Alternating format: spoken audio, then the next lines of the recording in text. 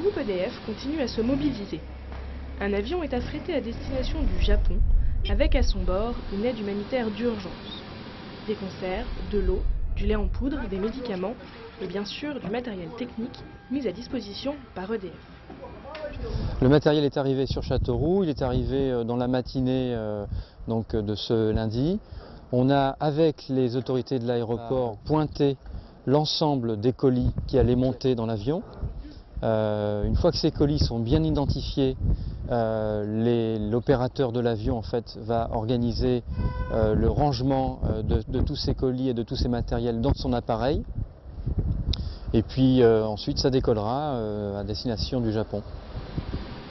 Le chargement part à bord de l'avion Antonov 225, le plus gros avion cargo au monde. Il permet à EDF d'envoyer au Japon des matériels divers.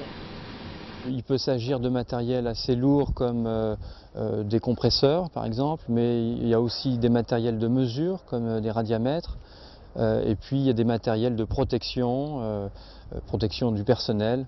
Alors, donc, il y a également des véhicules qui partent, ce sont des camionnettes. Ces camionnettes sont au nombre de 3 et elles serviront aux Japonais pour mesurer l'activité dans un rayon à définir autour de la centrale qui a connu ces problèmes, la centrale de Fukushima. C'est l'agence logistique nationale du groupe qui s'est occupée de cette mission, mais elle reflète un engagement et une solidarité bien plus globale.